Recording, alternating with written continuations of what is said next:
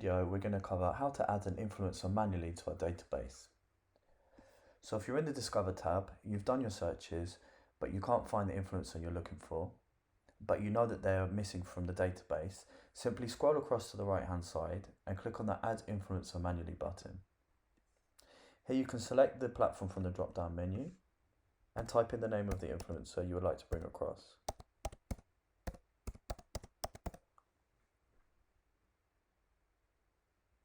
Once you find the influencer you're looking for, click on the influencer, insert the email address and send invitation to add the new influencer to our selection. And that's the end of the process.